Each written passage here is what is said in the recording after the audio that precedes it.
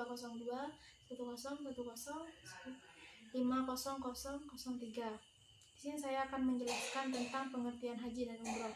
Yang dimana yang pertama yaitu pengertian haji. Haji berasal dari bahasa Arab yakni al-had, yang berarti mengunjungi atau mendatangi tempat tertentu. Dalam kamus bahasa Indonesia, haji adalah rukun Islam yang kelima, yang dimana kewajiban ibadah yang harus dilakukan oleh setiap umat muslim apabila umat muslim tersebut sudah mampu untuk melakukan rukun Islam tersebut, yakni memiliki biaya untuk pergi haji. Dari beberapa pendapat yang telah dijelaskan, dapat dipahami bahwa ibadah haji adalah berkunjung ke Baitullah atau Ka'bah untuk melakukan beberapa amalan, antara lain wukuf, tawaf, sa'i, dan amalan lainnya pada masa tertentu demi memenuhi panggilan Allah Subhanahu wa Ta'ala dan mengharapkan ridhonya. Dan selanjutnya, ibadah haji mulai diperintahkan pada akhir tahun ke-9 Hijriah setelah Nabi berada di Madinah, dengan diturunkannya ayat yang berkaitan dengan kewajiban ibadah haji tersebut, yakni adalah Quran Surat Al-Imran ayat 97, yang artinya padanya terdapat tanda-tanda yang nyata, diantaranya makam Ibrahim. Barang siapa memasukinya, Baitullah itu menjadi amalan dia. Mengerjakan haji adalah kewajiban manusia terhadap Allah, yaitu bagi orang yang sanggup mengadakan perjalanan ke Baitullah. Barang siapa mengingkari kewajiban haji, maka sesungguhnya Allah Maha Kaya, tidak memerlukan sesuatu dari semesta alam. Yang kedua adalah pengertian umroh. Pengertian umroh menurut bahasa yaitu diambil dari kata itamara yang bermakna ziarah. Sedangkan secara syara, umroh ialah menziarahi Ka'bah, melakukan tawuf di sekelilingnya, bersya'i antara Safa dan Marwah, dan mencukur atau menggunting rambut dengan cara tertentu dan dapat dilaksanakan setiap waktu tanpa wukuf di Arafah. Dalam buku tuntunan praktis manasik haji dan umroh yang dikeluarkan oleh Kementerian Agama RI, umroh ialah berkunjung ke Baitullah untuk melakukan tawaf, sa'i, dan bercukur demi mengharap ridho Allah Subhanahu wa Ta'ala. Umroh dapat dilaksanakan kapan saja, kecuali ada beberapa waktu yang dimakruhkan melakukan umroh bagi jamaah haji, yaitu pada saat jamaah haji wukuf di Padang Arafah, hari nahar atau 10 Zulhijjah, dan hari-hari tasyrik. Sekian yang dapat saya sampaikan, kurang lebihnya mohon maaf atas segala kesalahan dan kekurangan. Wabillahi taufiq wal hidayah. Wassalamualaikum warahmatullahi wabarakatuh. Assalamualaikum warahmatullahi wabarakatuh. Perkenalkan, nama saya Siti Nur Hafifah, NIM 2021010509. Di sini saya akan melanjutkan presentasi dari teman saya yakni Sifaul Rahmah. Di sini saya akan mempresentasikan hukum haji dan umroh dan macam-macam haji dan umroh. B. Hukum haji dan umroh.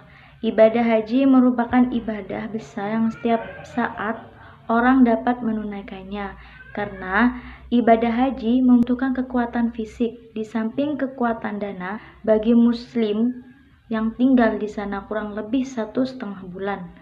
Nah, oleh karena itu Allah mewajibkan bagi orang-orang Islam yang sudah mampu dalam hal materi, fisik, maupun kesungguhan atau keikhlasan dalam menjalankannya. Hukum umroh itu sendiri adalah mutahabah, yang artinya baik untuk dilakukan dan tidak diwajibkan, atau disebut dengan tatawu, yang artinya ialah tidak diwajibkan, tetapi baik dilakukan untuk mendekatkan diri kepada Allah Subhanahu wa Ta'ala dan melakukannya lebih utama daripada meninggalkannya, karena tatawu itu mempunyai ganjaran. Dan umroh dilakukan dengan niat berihram dari mikot, kemudian tawaf, sa'i, dan memotong rambut yang bisa disebut juga dengan tahallul umroh, dan dilaksanakan dengan berurutan atau tertib. C. Macam-macam umroh dan haji. Macam-macam haji itu terbagi menjadi 3 bagian. Yang pertama, haji tamattu, yang kedua, haji ifrad, dan yang ketiga, haji qiron. Yang dimaksud haji tamattu yaitu mengerjakan umroh terlebih dahulu, baru mengerjakan haji. B. Haji ifrad, yaitu mengerjakan haji terlebih dahulu, baru mengerjakan umroh yang diselingi dengan tahallul. Yang ketiga, C. Haji qiron, yaitu mengerjakan haji dan umroh bersama-sama tanpa diselingi dengan tahallul. 2. Macam-macam umroh. Macam-macam umroh itu dibagi menjadi 2 bagian. Yang pertama, umroh mufradah, yang kedua, umroh tamattu. A. Umroh mufradah, yaitu umroh yang dikerjakan secara terpisah dan tidak ada kaitannya dengan haji. Waktu pelaksanaan umroh tidak dibatasi, dapat dikerjakan kapan saja di sepanjang tahun. Bisa juga dikerjakan pada bulan haji, tapi tidak dihubungkan dengan haji tamattu. B. Umroh tamattu, yaitu umroh yang dikerjakan seseorang yang melaksanakan haji tamattu, dan waktu pelaksanaannya yaitu bulan Syawal, Dzulqa'dah, dan 10 hari pertama pada bulan Dzulhijjah. Mungkin cukup sekian presentasi dari saya dan akan dilanjutkan oleh teman saya. Assalamualaikum warahmatullahi wabarakatuh. Perkenalkan, nama saya Sophia Dwi Ayu Febrianti, NIM 2021010500008. Di sini saya akan menjelaskan materi selanjutnya, yaitu tentang syarat, rukun, wajib, serta sunnah haji dan umroh. Yang pertama yaitu syarat haji dan umroh. Syarat haji dan umroh itu ada 5. Yang pertama, Islam, yang kedua balik, yang ketiga berakal, yang keempat merdeka, dan yang kelima adalah kemampuan atau istitoah. Yang pertama yaitu Islam. Beragama Islam itu merupakan syarat mutlak bagi orang yang akan ibadah haji dan umroh. Yang kedua, balik. Orang yang akan haji dan umroh diharuskan balik. Jadi anak kecil tidak dibebani dengan kewajiban haji dan umroh karena persyaratan balik belum terpenuhi. Yang ketiga yaitu berakal. Untuk melakukan haji dan umroh, orang itu harus berakal. Jadi orang yang tidak berakal seperti orang gila tidak diwajibkan melakukan ibadah haji dan umroh. Yang keempat, merdeka. Para ahli fikih sepakat mengatakan bahwa orang yang wajib haji itu adalah orang yang merdeka. Hamba saya tidak diwajibkan melakukan haji dan umroh karena ia bertugas melayani tuannya. Sedangkan ibadah haji memerlukan waktu dan biaya yang banyak. Yang kelima yaitu kemampuan atau istitoah. Salah satu syarat haji yang berarti kemampuan untuk pergi ke Baitullah. Menurut ahli fikih di kalangan Hanafiyah, istitoah itu terdiri dari 3 macam, yaitu istitoah badaniyah atau kemampuan fisik, istitoah maliyah atau kemampuan ekonomi, dan istitoah amaniyah atau kemampuan kondisi keamanan perjalanan. Yang kedua adalah rukun haji dan umroh. Rukun haji adalah kegiatan-kegiatan yang apabila tidak dikerjakan maka hajinya itu dianggap batal. Rukun haji berbeda dengan rukun umroh. Nah, yang pertama yaitu ihram atau berniat. Maksudnya adalah berniat untuk mengerjakan haji atau umroh, bahkan keduanya sekaligus.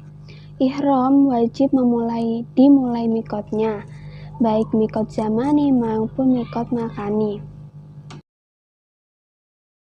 Mikot zamani adalah waktu pelaksanaan niat atau ihram bagi orang yang akan melaksanakan haji atau umroh. Nah, sedangkan mikot makani adalah tempat awal melaksanakan ihram bagi yang akan haji dan umroh. Yang kedua yaitu wukuf atau hadir di Arafah. yaitu kehadiran seorang jamaah haji dan adanya dia di padang Arafah, baik dalam keadaan suci, haid, nifas, maupun dalam keadaan junub, dengan syarat bahwa orang yang melakukan wukuf itu adalah ahli ibadah, tidak gila, dan tidak ayan. Wukuf itu dimulai sejak matahari tergelincir pada hari Arafah, yaitu pada tanggal 9 sampai 10 Zulhijjah. 3 yaitu tawaf ifadah, adalah mengelilingi Ka'bah sebanyak 7 kali dengan syarat suci dari hadas dan najis, baik itu di badan maupun pakaian, menutup aurat. Ka'bah berada di sebelah kiri orang yang mengelilinginya dan memulai tawaf dari arah Hajar Aswad atau batu hitam yang terletak di salah satu pojok di luar Ka'bah. Macam-macam tawaf sendiri itu ada 5 macam. Yang pertama yaitu tawaf kudum, adalah tawaf yang dilakukan ketika baru sampai ke Mekah. Yang kedua, tawaf ifadah adalah tawaf yang menjadi rukun haji, yang barusan dijelaskan. Yang ketiga, tawaf sunnah adalah tawaf yang dilakukan semata-mata mencari ridha Allah. Yang keempat, tawaf nazar adalah tawaf yang dilakukan untuk memenuhi nazar. Yang kelima, tawaf wada adalah tawaf yang dilakukan untuk meninggalkan kota Mekah. Yang keempat adalah sa'i. Sa'i ini adalah lari-lari kecil atau jalan cepat dari Bukit Safa ke Bukit Marwah. Yang kelima yaitu tahallul. Tahallul ini adalah mencukur atau menggunting rambut setidaknya 3 helai. Bercukur menurut ahli fikih hanya diwajibkan terhadap laki-laki. Bagi perempuan diwajibkan memotong atau menggunting rambut saja. Yang keenam adalah tertib mengikuti kegiatan-kegiatan yang menjadi rukun haji dan umroh. Nah, yang barusan dijelaskan itu rukun haji. Nah, sedangkan rukun umroh sendiri adalah mencakup ihram, tawaf, sa'i, tahallul, dan tertib. Nah, setelah rukun haji dan umroh, kemudian yang dijelaskan yaitu wajib haji dan umroh. Beberapa wajib haji adalah ihram dari mikot. Maksudnya ihram dari mikot adalah niat haji ataupun niat umroh dari mikot. Tepatnya mikot makani adalah tempat awal melaksanakan ihram bagi yang akan haji dan umroh. Yang kedua yaitu bermalam di Musdalifah. Dilakukan sesudah wukuf di Arafah atau sesudah terbenamnya matahari pada tanggal 9 Zulhijjah. Di Musdalifah ini kita akan melaksanakan sholat maghrib dan isya, melakukan jamak dan qashar karena suatu perjalanan jauh. Nah, di Musdalifah ini kita dapat mengambil kerikil-kerikil kecil yang digunakan untuk melaksanakan wajib haji selanjutnya, yaitu melempar jumrah. Kita bisa mengambil sebanyak kurang lebih 49 atau 70 butir kerikil. Yang ketiga yaitu melempar jumrah. Waktu melempar jumrah adalah tanggal 10 Zulhijjah dan hari-hari tasyrik, yaitu 11, 12, 13 Zulhijjah. Tanggal 10 Zulhijjah diharuskan melempar jumrah sebanyak 7 kali, dan waktu paling utama untuk melempar jumrah ini adalah waktu duha. Kemudian pada tanggal 11, 12, dan 13 Zulhijjah dilakukan pelemparan 3 jumrah, yaitu ula, wusta, dan aqobah, masing-masing 7 kali lemparan. Diutamakan waktunya yaitu sesudah tergelincirnya matahari. Kemudian yang keempat bermalam di Mina. Pada tanggal 11 sampai 12 Zulhijjah itu yang diwajibkan di bermalam di Mina. Yang kelima yaitu tawaf wada, yaitu sama dengan tawaf sebelumnya, hanya saja tawaf wada dilakukan di saat akan meninggalkan Baitul Mekah.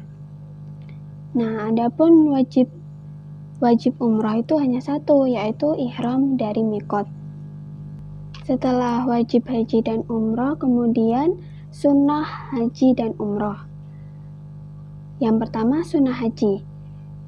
Beberapa sunnah haji ini adalah mandi sebelum ihram, menggunakan kain ihram, memperbanyak baca talbiyah, melakukan tawaf kudum atau kedatangan, sholat 2 rakaat tawaf, mengambil pola ifrad, yaitu pola mendahulukan haji daripada umroh, dan tawaf wada. Sedangkan sunnah umroh yaitu mandi sebelum ihram, menggunakan kain ihram, memperbanyak baca talbiyah, melakukan tawaf kudum, melaksanakan haji tamattu, yaitu mendahulukan umroh dari haji, kemudian meminum air zam-zam. Sekian penjelasan dari saya, kurang lebihnya mohon maaf. Wassalamualaikum warahmatullahi wabarakatuh. Assalamualaikum warahmatullahi wabarakatuh. Saya Wilda Hidayah dengan NIM 2011010500014. Di sini saya akan melanjutkan penjelasan dari Mbak Sofia tadi. Larangan-larangan selama berihram haji, yakni adalah sebagai berikut. 1. Bagi laki-laki dilarang menggunakan pakaian berjahit. 2. Bagi laki-laki dilarang menggunakan penutup kepala. 3. Larangan bagi perempuan untuk menutup mata dan telapak tangannya. 4. Di saat ihram, laki-laki maupun perempuan boleh memakai wangi-wangian sebelum ihram.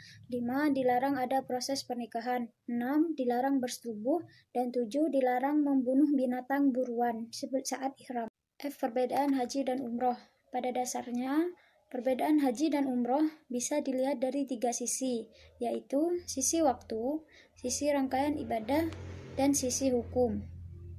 Dari sisi waktu, ibadah umroh lebih fleksibel dibanding haji. Ibadah haji dikerjakan pada waktu tertentu, yaitu pada musim haji. Adapun umroh dapat dikerjakan kapanpun. Namun, jika ingin mendapat pahala umroh yang setara dengan haji, maka bisa mencoba umroh pada bulan Ramadan. Dalam hadis, Nabi SAW bersabda, jika bulan Ramadan tiba, berumrahlah saat itu, karena umrah Ramadan senilai dengan haji. Hadis riwayat Bukhari nomor 1782 dan Muslim nomor 1256. Kemudian dari sisi rangkaian ibadah, haji memiliki kewajiban untuk melaksanakan wukuf di Arafah, sedangkan umroh tidak. Kemudian sisi hukum, karena haji termasuk ke dalam rukun Islam, maka hukum atas ibadah ini adalah wajib, sedangkan umroh termasuk sunnah. Namun demikian, ada ulama yang berpendapat bahwa hukum umroh termasuk wajib jika mampu. Mungkin hanya ini yang dapat saya sampaikan, kurang lebihnya mohon maaf yang sebesar-besarnya. Akhirul kalam, wassalamualaikum warahmatullahi wabarakatuh.